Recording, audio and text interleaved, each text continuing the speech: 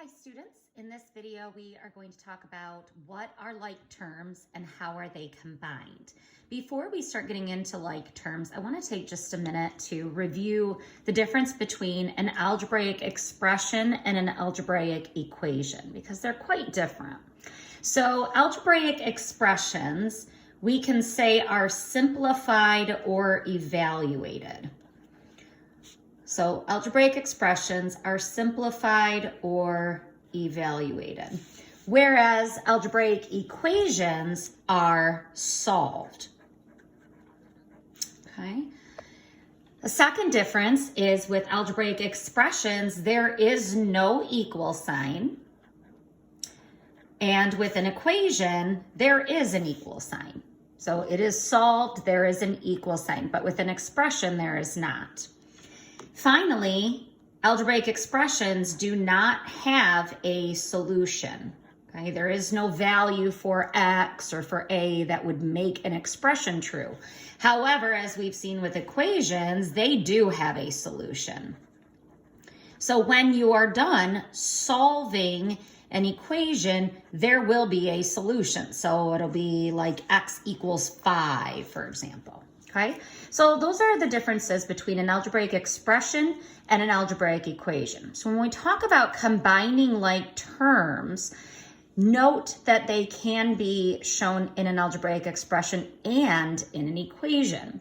If you're combining like terms in an expression, you're not solving for the variable. You're just getting them to, you're just combining those like terms and simplifying that expression, or we might evaluate it. So I might say let x equal 5, and then you can substitute that into the expression and simplify it. But with an equation, again, that's when you are finding what x is equal to. So you're solving for that variable to make the equation true.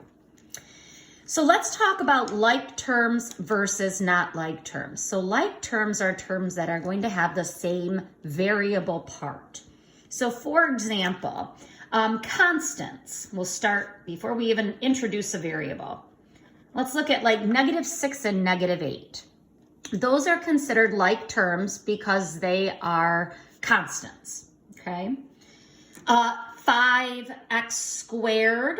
Or let's go 5x and 8x first.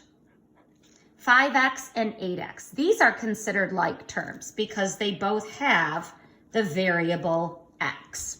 Okay, so it'd be like combining 5 xylophones and 8 xylophones. So we're measuring the same thing, so they could be combined together. Another one might be, let's say, -4x squared and 3x squared. Those are examples of like terms because they both have the variable x and it is squared.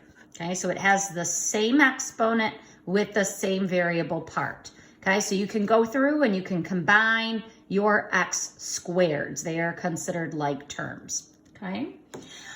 You could also have two variables at the same time. So you might have something like -3xy and 10xy. And those are also considered like terms because of the xy and the xy. So they have the same variable part. Okay.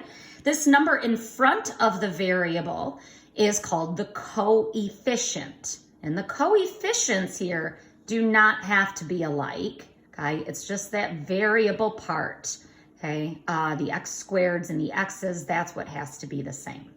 So these are some different examples of like terms. They have exactly the same variable part. Let's look at some examples of what would not be considered like terms.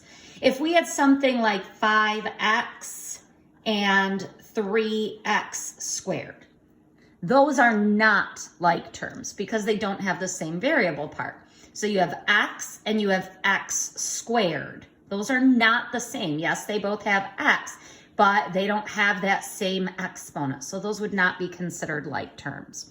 Another example might be something like -6 and 2x.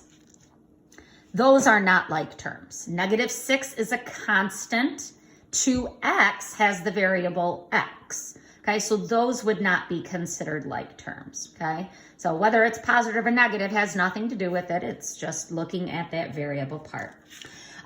Likewise, if we had something like negative 3x and negative 3y, those are not like terms. Yes, they both have the coefficient negative 3, but that's not what we're looking at. We're looking at the variable part. And x and y are not the same variable part, so they are not like terms.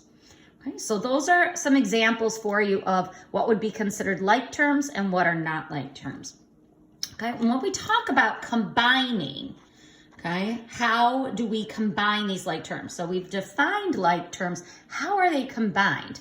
To combine like terms means to add or subtract them. To combine like terms means to add or subtract them, okay? To add or subtract. So let's look at a couple examples here. So let's say that we have something like 6s plus 2s plus 4 plus 1. Note here that this is an algebraic expression. There's no equal sign. I am not solving this for a variable. I'm simply going to simplify it. Okay, it might be helpful for you, and again, if you're a visual learner, I highly encourage you to use different colors to highlight your like terms and get them together, or you can draw different shapes around them. You can underline them in different ways. I'm a color person, so I'm going to stick with coloring them differently. So if I go and grab my S terms here, okay, so 6S, okay, and I want to also look for any other S terms in this expression, okay? So I see 2S. So I'm going to also highlight that in red, okay? So those are like terms because they both have the variable S. So I am going to be able to combine those together. And then I also have a 4 and a 1. Well, 4 is a constant, okay? I don't have a variable attached to it. It's just the number 4. And same with the number 1. So I can go ahead and combine those together to simplify. So what I would do in this case here, I would look at, okay, I have 6s plus 2s. So think of this as maybe 6 snakes plus 2 snakes. How many snakes do we have? Well, that would be 8 snakes. So 8s. So you're adding, because combine means to add or subtract. So you're adding 6 plus 2 and then that S term. So again, think of it as, 6 Snicker bars plus another 2 Snickers bars gives you 8 Snickers bars. Okay? And then plus, and then you're combining your constants here. 4 plus 1, which would give you 5.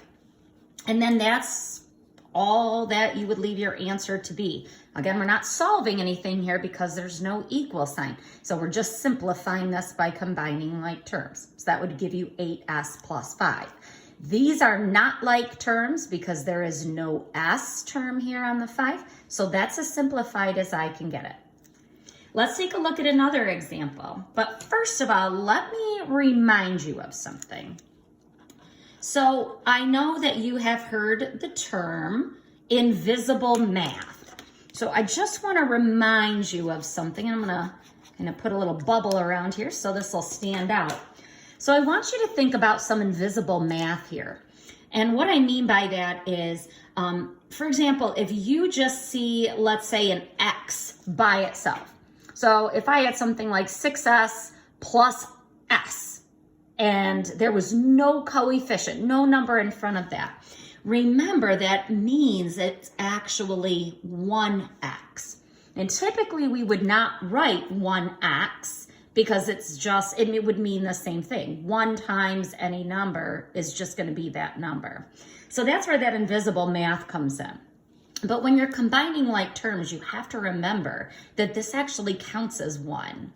And then same thing, if you have negative x, remember that actually means negative 1x. Okay, and again, we typically would not write that 1 there. That's where that invisible math comes in. Okay, but if you see negative x, remember that coefficient is actually means a negative 1. So let's look at an example of that. So I'm going to go ahead and use s's again. So what if I give you something like 6s minus 4s plus 5 minus s minus 1. So a little more in depth. Now I've got a few more terms here that I'm going to need to combine together. So one thing you do have to be aware of and careful of is when you have negatives. So I didn't give you any negatives in the first example, but I did here. My suggestion to you would be to rewrite any of this subtraction as adding the opposite. So going back to those integer rules, remember how we did like a keep and then change? So I would rewrite any subtraction as adding the opposite. Because what will happen now as you combine your like terms, you're going to clearly see that that negative belongs to that 4s. Okay, I've got another subtraction here, so I'm going to change this subtraction into adding the opposite. So I can see that that negative goes with the s. Same thing here, change that subtraction to adding the opposite. So I can see that negative goes with that 1, okay? So it's helpful to do that so that you can make sure that that negative goes with the term that's behind it. Now I'm going to go back to my colors. So I'm going to go ahead and take care of my S terms in one color. So I've got a 6S, negative 4S. So I'm going to make sure I'm coloring that negative in there with the 4S. Okay, so those are like terms because they both had the S. And then as I go through the rest of the problem, I see another like term, this minus S or negative S. Okay. So I'm going to go ahead and color all of those like terms in red, or any color you choose. And then I look at my next term. So I've got a 5. And is there anything to combine it with? Yes, here is another constant, this negative 1. And if I had another term in here that would be different, then I would just grab a third color and do the same thing with the third color. Okay, so now we can go ahead and combine together our like terms. So I'm going to get all my red terms together. So that's going to give me 6s plus a negative 4s and then plus a negative s. Okay. And so I'll be able to combine these together and then go ahead and grab your yellow terms. So then that would be plus 5 and then plus a negative 1. And then I'll be able to combine those two terms together.